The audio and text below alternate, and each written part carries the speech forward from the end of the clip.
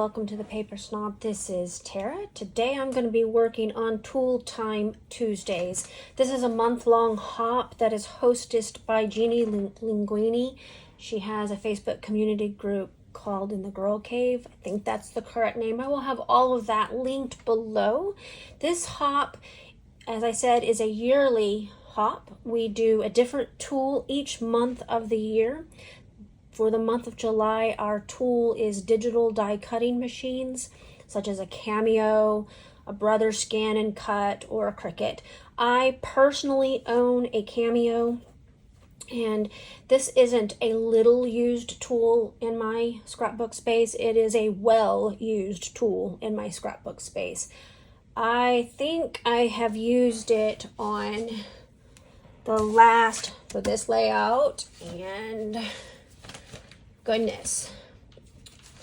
Oh, maybe this month I've not been using it as much because I've been doing a lot of fussy cutting, but I did a 2-page layout recently and I used it to cut borders and nope, just the borders.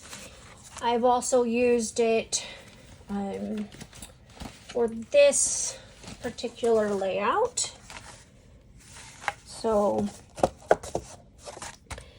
you know, I do use my Cameo, and I adore my Cameo, especially when it's not misbehaving, and that is a thing. Mine tends to have a mind of its own. Pretty sure that technology hates my guts and just wants to drive me insane, and there are times when it absolutely works. But with all that said, I did cut this with my Cameo today, and I'm going to be using this to create a layout for this hop. You will note that it is the only product on my mat right now because I have no idea where I'm going with it other than I'm going to be using watercolors behind this cut file instead of backing it. You can back a cut file. That layout with the circles on it was backed with scraps from my June counterfeit kit, and that layout went live on Instagram on the 20th, so you should be able to check that out. There is no video for that, but if you want to back a cut file, you can just trace. I turn it over backwards and the pattern paper over backwards and trace on the back side and just cut it out a little bit beyond where I traced. You can also get your Cameo or Cricut to do it for you. I know how to do it in Cameo. I have no idea how to do it in Cricut. Now, as I already mentioned, my machine doesn't always behave, and I had a little bit of issue with this particular design. My Cameo was skipping. I'm pretty sure it was a setting issue. I changed it after a little bit and it seemed to settle down, but you can see I have a couple spots where it didn't cut quite properly, and that happens from time to time if I'm not careful with my settings or if I have a dirty mat or something like that. But my mat was clean this time, so that was not it. Anyway, I am going to go ahead and start pulling some stuff. I need photos for starters, and then I'll come back and I'll work on the mixed media portion for this layout. Be right back. So here's a very short video of my Cameo starting to cut that cut file. I recorded it just to prove that I did actually use my machine. So here it is. This is my Cameo on my desktop. Like I said, this is a very well used tool in my space. There are weeks that go by as I'm scrapbooking that I use it on every single layout. And then maybe I'll go some time and I'll only use it once a week, but I absolutely do use my Cameo, and it is a very well loved machine.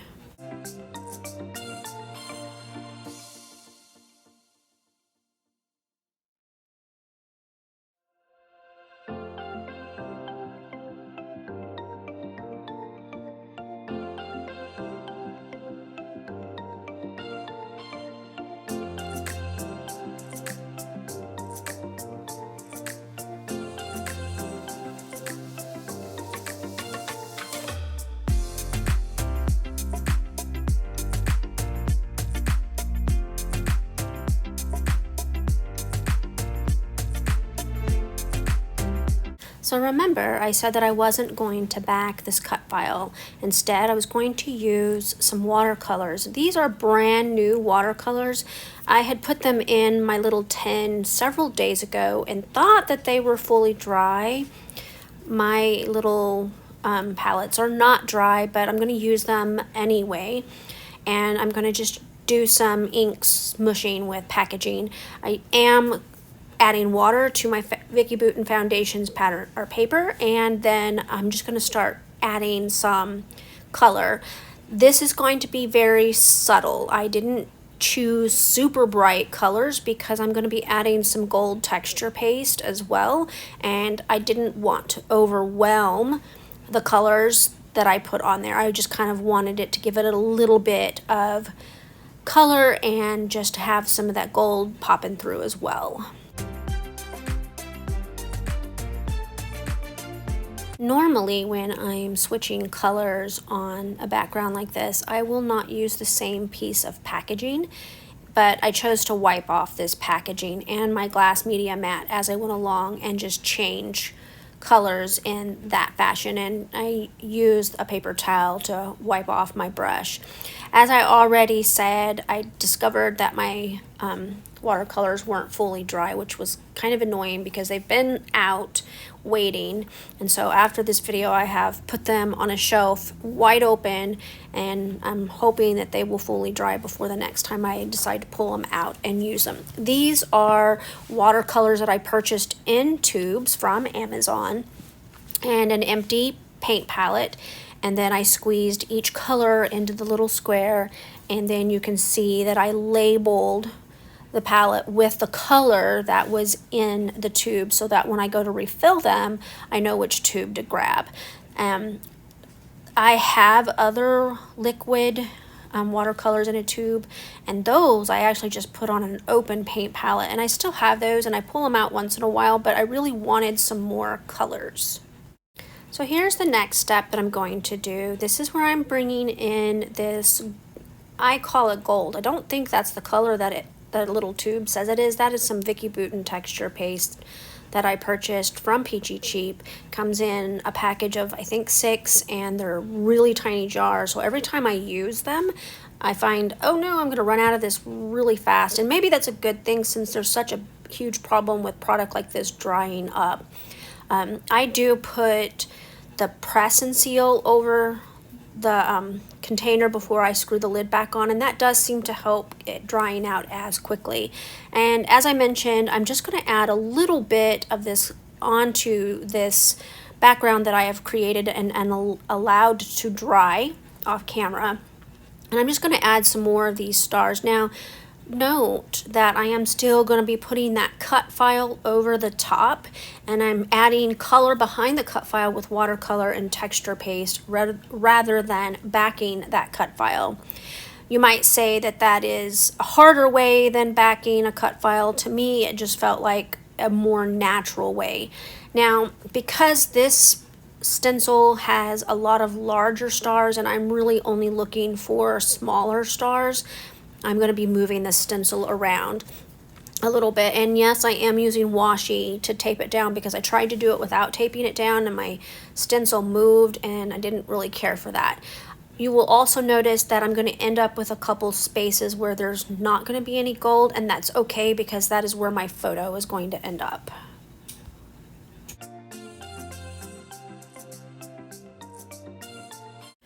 So as you probably know from watching me in the past, when I play with mixed media, I am never concerned with a perfect outcome. And many of my stars are not going to be perfect. They're going to be some, as you can see at the top left, there's a little bit of bleeding through the stencil. And that's okay with me because, again, I'm placing a cut file over the top of it, and while you may still see some of that bleeding and imperfections on my background, I love how this layout turns out and I'm quite pleased with it. Mixed media is just something fun. I love mixed media, and at the end of this week I'm going to be doing another mixed media style layout for Iron Crafter, so you should come back and check that out as well because I just adore playing with my mixed media products. So here is a close-up of my background finished.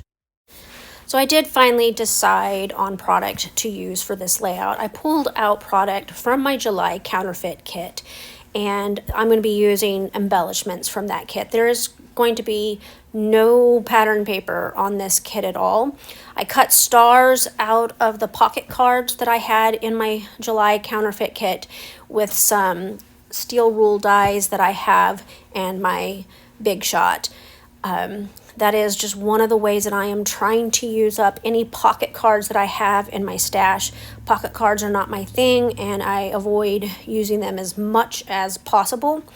And because of that, I actually donated all of my pocket cards the other day because they're just taking up space in my stash, and there's just no sense in that. So these particular pocket cards came in a hip kit, and like I said, I just used my dies to cut them into stars. What you see me doing here is cutting out 3 labels from my Illustrated Faith sets of labels. Those you can purchase on Illustrated Faith's website, and you can download them and print them out. That way you always have these wonderful labels to use on your layouts. Many people use them for anchor points. I actually journal on them as well as use them for tucking and anchor points for embellishment clusters. I use them for journaling most often, which is going to be what I do here. So I chose a photo of my youngest daughter trying to do her schoolwork, and we had just gotten a kitten the month before, and he's helping. He's eating her pencil. We homeschool, or I should say we used to homeschool. I have now graduated this little girl in this photo. She was a senior this past year, and so she is now graduated from high school, and we're done homeschooling in our family. But anyway, this was, her trying to do her schoolwork for the day and getting some very needed help from my kitten, Jasper. So I'm going to use this Vicki Boutin Where Are We Now chipboard frame. Again, this was in my July counterfeit kit as an embellishment, and I just am going to adhere that photo on there with it, and then I'm going to start putting down those die cut stars. I am also going to cut out that butterfly that you see at the top, and it will also end up on this layout. You can see I adhered that cut file down to my finished background, and I do have some buckling on my piece of paper, and I'm not worried about that. It does make it hard to take a photograph for the detail shots at the end of the video, but once it goes into an album, they flatten on their own over time, and that's not that big of a deal. So here I am, I'm fussy cutting this butterfly out of this pocket card, and I will throw away the rest of that white piece of card. If it had been patterned or had something else on it, I would keep it and try to use it on another layout, but I'm not going to save a piece of small piece of white paper. I have enough of that in my stash as it is, and so I'm not going to save it. But I do like the look of this butterfly once I get it all cut out. That is a very thick cardstock that these pocket cards are printed on, which gives it some great texture and makes it very easy to pop up those wings on the layout. So I'm going to clean up a little bit here so that I can work, and I'm going to add 2 more frames to this layout, and I'm going to use those as bases for embellishment clusters. I am trying to decide what colors I want to use here, and I end up settling on these red and light green frames. So first I'm going to try to decide where I want my journaling labels to go, and then I'm going to just start adding a few of the embellishments on here and just kind of get an idea of how I want things to work. Note, nothing is being glued down at this time. I will do that off camera. I may do a little bit of it on camera, but most of the gluing process takes place off camera because I figure you guys know how to glue stuff down. You don't really need to watch somebody else glue things down just for the sake of gluing. Anyway, I am just kind of playing around with all these different sizes of stars that I cut out, and realize I do need to get my title down before I do any more embellishing, because if I don't save room from my title and I glue things down, it's not going to work out very well. So I decided on the word helper for my title, and I realized that it's not quite how I want my title to be, and I will add some more to it, and I'll tell you about that in a little while. But I'm trying to line up these letters. Now, yes, I know that they are on a chipboard frame, and yes, I know that they're going to be unlevel. I will use foam tape to level out those letters. I will also use liquid glue to make sure that they are adhered permanently to the chipboard frame. They're quite lovely letters, but they are puffy stickers, and I just find that I have to glue puffy stickers down every time I use them. It doesn't matter who they come from, they have to be used. So now I'm going to be pulling in some of these Felicity Jane stars. I love these little stars. They are chipboard, they are cute, and a great finishing touch, much like an enamel dot, but just in the shape of a star. I really wish I had bought more of these before they went out of business. All right, I went ahead and went off camera and I glued everything down. I added some letters to make my title say helper baby, and that is actually something that we call him all the time, even today when he's not a kitten anymore. He still thinks he's a kitten. He's a kitten to me. He'll always be a kitten to me. These are old October afternoon letters. These are my absolute favorite, and I will be so sad when I run out of them. There's not any danger of that just yet. I have them in several colors. So one of the things that I did off screen is I used this really thin foam tape to put foam on the back of these letters so that they would be level. I also glued them down with my Scotch quick dry tacky glue. I drew around a border with my pen, and I went ahead and I journaled everything. Some of the stars have a little bit of the foam tape tucked up underneath to make them level. So does the butterfly. It is on here with some foam tape as well as some of the wet glue as well. I did make sure that I glued these little stars from Felicity Jane down very well, and that is my layout for July's Tool Time Tuesday. Thank you so much for stopping by my channel today. Stay tuned to the end of the video. I always put a close-up and detail shots of my layouts at the end, set to some music. Make sure that you look at that description box below my video so that you can see what all of the other creatives are doing this month for Tool Time Tuesday. Remember, we have a different set of videos releasing each week of the month.